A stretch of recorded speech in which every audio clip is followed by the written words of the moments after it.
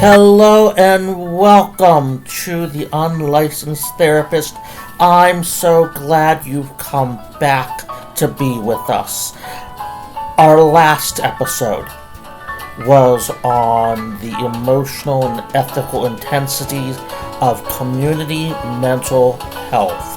And I want to take a moment and apologize for not getting today's episode out as quickly as I'd hoped, but there is good reason. I was able to get two guests to sign on to record for June, and they will be talking to us about community mental health and group practices and private practices. So once we get through this episode and the next episode, hopefully by that point I will have one of those interviews completed and will be editing it and be able to get it up so that we will be able to hear from the horse's mouth how some of this goes. And am I excited for you to hear from these people, because they are great people to learn from. Having said that, we looked at community mental health. We looked at it's a place where we begin. It's also a place where a lot of us burn out. So today we're gonna step up a little bit. We're gonna change the setting. This may be considered what some call the default next step for early career clinicians, the group practice. The group practices are often marketed as the Goldilocks zone of the therapy world. Not too overwhelming like CMH, not too risky like solo private practice. A place where you can breathe, grow, and maybe finally feel like a real clinician. But the truth is more complicated. Group practices vary widely in structure, cultures, ethics, and financial transparency. Some are beautifully supportive ecosystems. Others are just CMH with better furniture. So today we are going to be pulling back the curtain.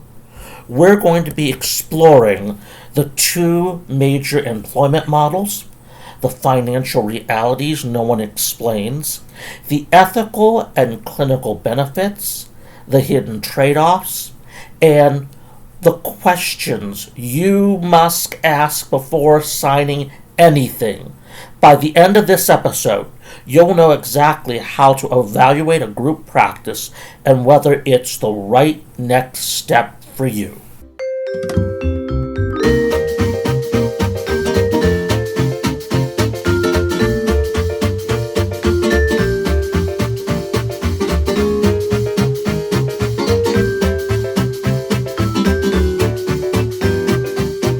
Let's start with the foundation, your employment status.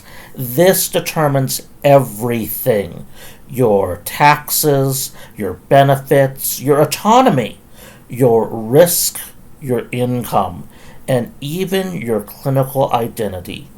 There are two main models: the W-2 employee and the 1099 employee. So let's look first at the W-2 employee. Now, in Pennsylvania, if you have your associate's license, the W-2 employee is the model you must fall under according to Pennsylvania state law. Other states, you're going to need to check your laws to see where your licensure allows you to fall under. Now, a W-2 employee, it allows for higher stability but lower flexibility. And yes, there's a mix there. You're a formal employee. The practice withholds taxes, pays half your Medicare and Social Security, may offer some benefits, but the practice also sets expectations around the hours you work, where you work. Is it in office? Is it online? Is it hybrid? Documentation standards and when documentation needs to be completed. Branding of the agency. They may require you to attend team meetings, supervisions, or use specific modalities. Then, of course, there's the reality of the pay. W-2 clinicians typically earn a salary or a lower percentage split. In CMH, everyone sort of bills under that community mental health agency. When we hit private practice, now we're where the individual, you as a clinician, what insurances will allow you to bill with the license that you have, what insurances will allow you to bill under the supervisor of the agency, or who is willing to pay out of pocket. Now, as you can imagine, paying out of pocket, you're gonna get less there just because what people can pull out of their pocket.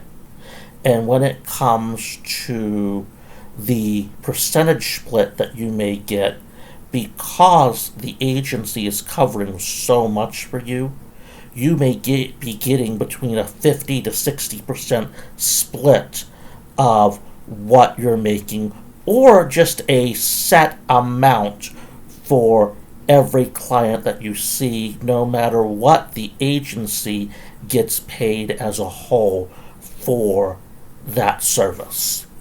Why? Because the practice is covering a lot, and that includes payroll taxes, benefits, the office overheads. We've got to keep the lights on, got to keep the place warm, the EHR system, billing staff, insurance write-offs, all of those fall under the practice owner or the practice itself. So, in this model, who thrives? Well, clinicians who need predictable income, people who want mentorship, pre-licensed clinicians needing supervision, anyone who prefers structure over autonomy. Now, again, this structure and autonomy is left up to the practice owner and the practice owner alone. So some locations may give you a great deal of autonomy and very little structure, while others may be just as structured or more structured than a CMH. What are the hidden downsides? Well, you've got less control over your schedule. You've got a boss and you work for that boss, so they tell you when you work.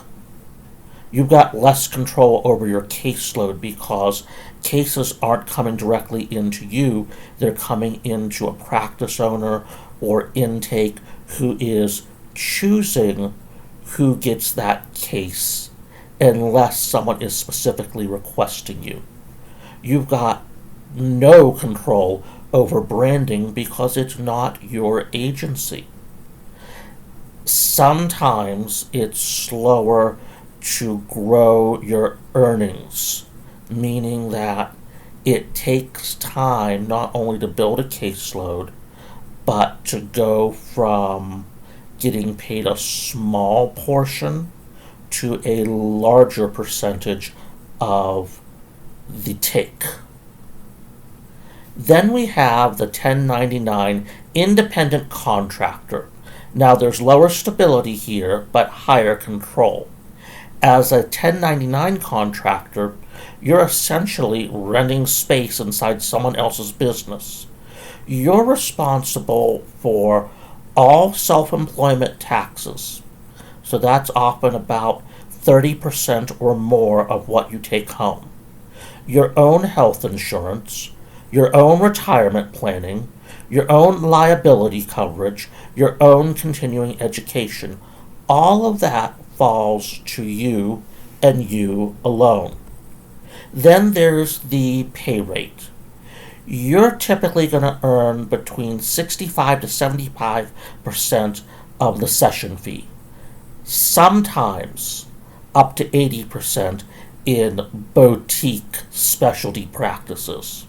So who thrives in this type of scenario? Well, clinicians who want maximum autonomy, people who already have benefits through a partner, those who want to build a niche, those who want to transition to a solo practice later. But again, there are hidden downsides here. There's no guaranteed income, no paid time off, no employer contributions. You must manage your own taxes. You may be responsible for your own marketing.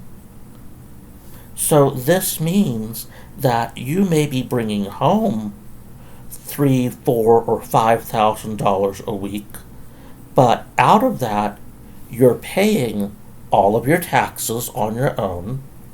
You might be doing your own marketing. You're having to put aside for time off so that you have money for a vacation, and all those other niceties or benefits that we're used to getting from a W-2 position. So the most important interview question to ask, and to ask early and clearly, is this a W-2 or a 1099 position, and what is the exact percentage split? If they dodge the question, that's a red flag.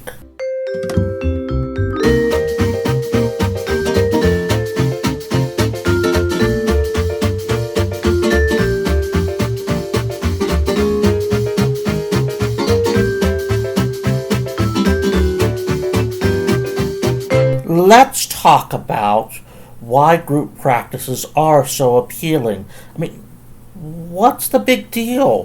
Why can they be this powerful stepping stone in your development? Well, advantage number one is built-in supervision and consultation. Now, you may be saying, hold on, Matt, I have worked in community mental health, or my professor has told me about community mental health, and they say that I get supervision in community mental health. So how's this any different? Let's remember that there are different types of supervision. You have your supervisory supervision, your licensure supervision, your administrative supervision. Your community mental health, while it may offer licensure supervision, typically there's going to be some type of payback. You need to sign a contract and stay for X number of months or years after being fully licensed. In a group practice, the only thing that changes is you go from an associate license to fully licensed, which allows you to bill more insurance companies, which brings more money into the group practice and allows you to make more money. So it's more. So the thought process is that at a group practice, the individual providing the supervision is someone who's legally able to provide that licensure supervision. So the hope is that you're getting that weekly or bi-weekly. Maybe even there are peer consultation groups where you can meet and discuss cases and collaborate on them. That you have crisis support. You have someone that you can pick up the phone or send an instant message to and talk with about a client who's in crisis and what you can do to help them, or just what you did do and get a little bit of reassurance. Then there's, of course, people who have been in the field longer than you have that can provide you with ethical guidance, or vice versa. You may be able to provide them with guidance just because you're fresh out of school and you've been going through those classes and it's been a while since they've taken an ethics class. What does this do? Well, it directly combats things like imposter syndrome, feelings of isolation, ethical blind spots, and burnout. Going from 100 people on your caseload to 22 to 24 on your caseload. Think of how relieving that must feel. However, you're also going from a position where at CMH often pays you whether you're seeing a client or not, to something called fee for service. And fee for service means that you don't get paid if you don't see your client. Now, the other change that you'll see from CMH to most group practices is that there is a no-show fee, because many of them will not take the insurances that do not permit no-show fees, where that's where the CMH thrives.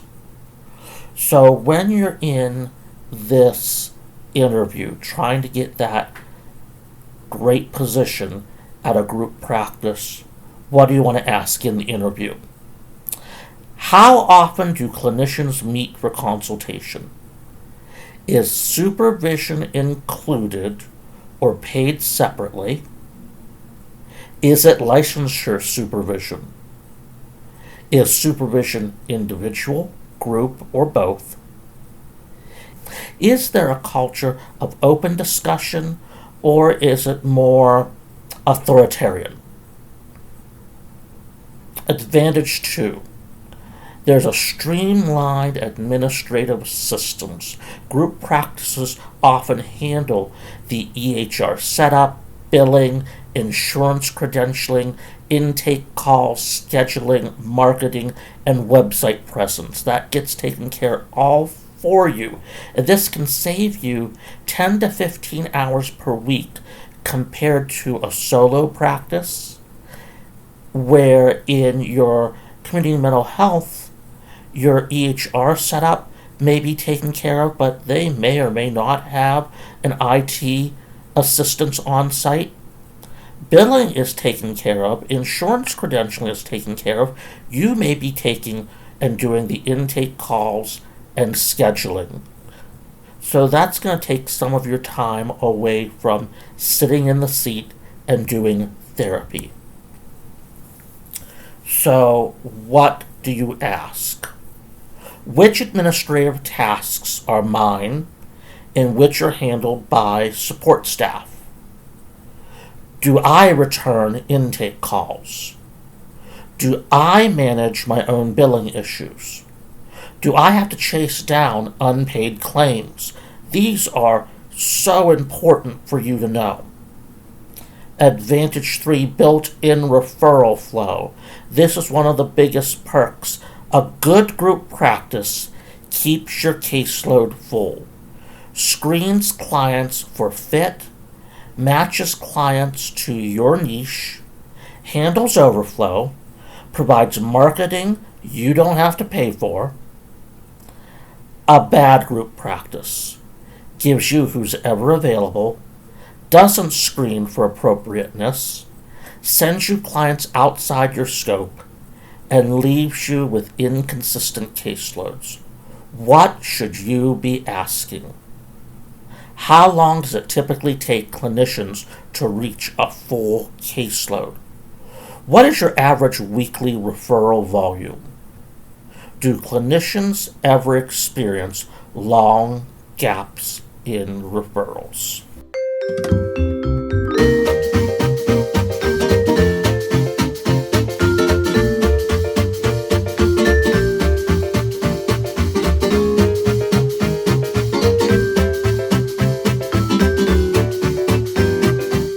No setting is perfect.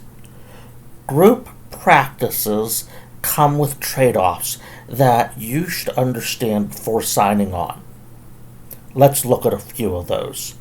Trade-off number one, less control over your clinical identity. A group practice often has a brand, a niche, a mission.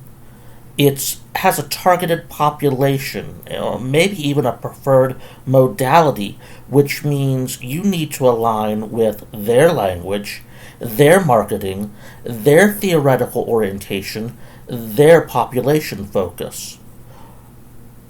For some clinicians, this is grounding. For others, it feels distasteful, like wearing someone else's clothes. But there is another option. Perhaps you seek out a group practice that matches your preferred niche, your preferred target population, your preferred modality. Then it's a match made in heaven. Trade-off number two, limited autonomy over policies. You may or may not have control over things such as a cancellation policy, sliding scale decisions, session length, required documentation timelines, required trainings, or required team meetings, meaning that if you're already getting supervision and paying for that outside of your group practice may say, but we require that you have it here as well, so you may get double supervision. And if you've already signed a contract with a supervisor, it's not so easy to step out of that contract. You may have clients who are following you from somewhere else who had financial burdens, and you know what they can afford to pay, but the group practice may say that that's not the lowest amount on their sliding scale, that they're going to have to pay more money in order to see you, and yet you're not going to receive any more money. There may be ideas of how long or how short a session length should be, which may go against your practice or may feel just not right. And you may not get paid until documentation is complete. Trade-off number three, there's a ceiling on the income. Even with a high split, you're still giving a percentage of every session to the practice. This is the trade-off for referrals, all the systems that are in place, support, and that infrastructure. Some clinicians eventually outgrow this and move to a solo practice. Some don't. Now then, there's the client perspective. Clients often appreciate group practices because they offer multiple specialties, they provide stability, they can transfer within the practice, they feel more official than a solo clinician's, they often have better administrative support. Group practices can feel like a safe, professional environment for clients who are new to therapy.